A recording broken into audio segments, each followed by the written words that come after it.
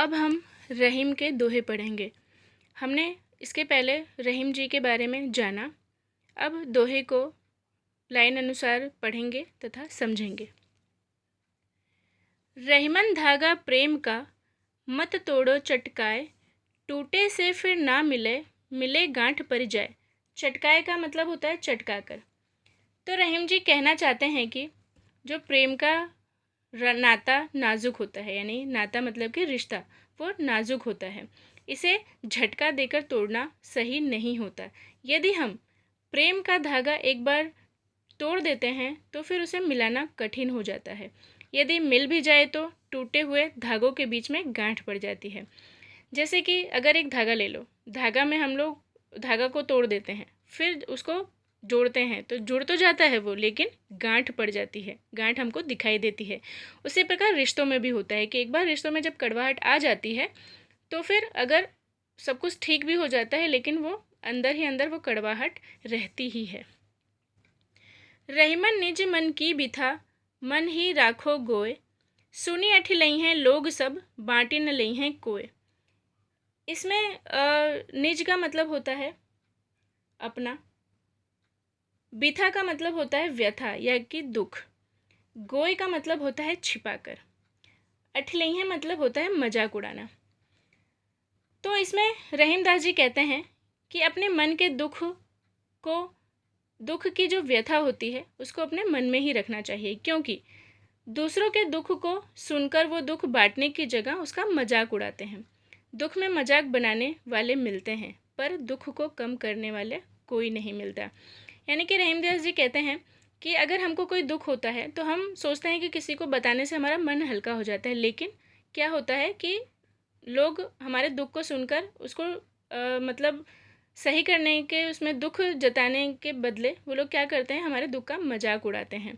तो फिर दुख में हम लोग होते हैं तो उसका मजाक उड़ाने वाले तो काफ़ी लोग मिलते हैं, लेकिन जो दुख होता है उसमें दुख को कम करने वाला हमें कोई नहीं मिलता है। एकै साधे सब सधें, सब साधे सब जाए, रहीमन मूल ही सींचबो, फूले फले अघाए।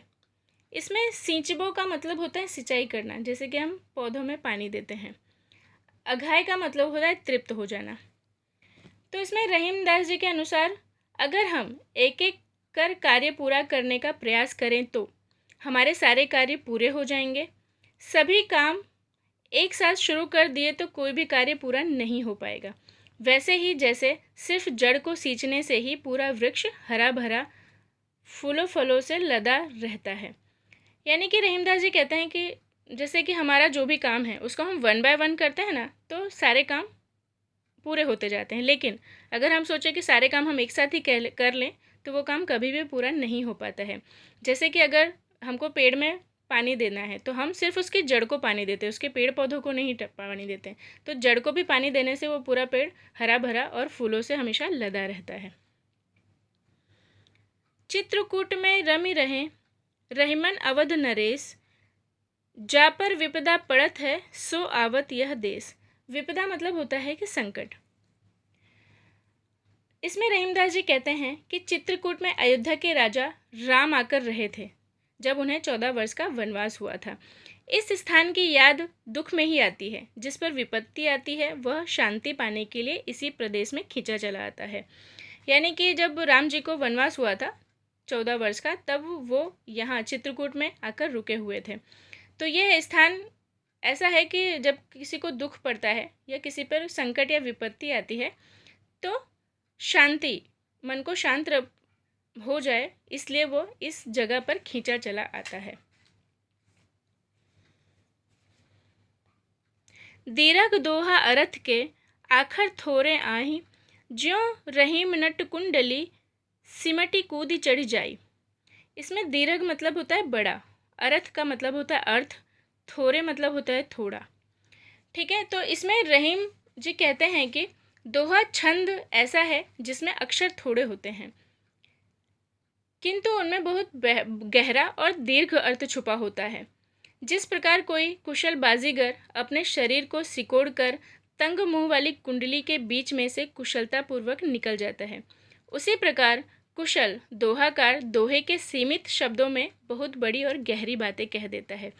यानी कि जैसे कि हम ये दोहा पढ़ रहे हैं, ये बहुत छोटा सा है। अगर हम एक दोहा देखें तो बहुत छोटा सा होता है, लेकिन जब हम उसको समझते हैं तो उसका मतलब, उसका मीनिंग बहुत गहरा होता है, बहुत बड़ा होता है।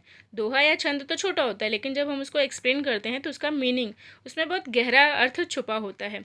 जैसे कि कोई बाजीगर होता है खेल दिखाने वाला, वो एक छोटे से टायर में से कैसे शरीर को सिकोड़ के निकल जाता है, सेम ऐसे ही दोहा और छंद होता है कि ये वैसे तो बहुत छोटे होते हैं दोहे, लेकिन अगर हम इसको एक्सप्लेन करते हैं या समझते हैं तो इनमें बहुत गहरा अर्थ छुपा होता है।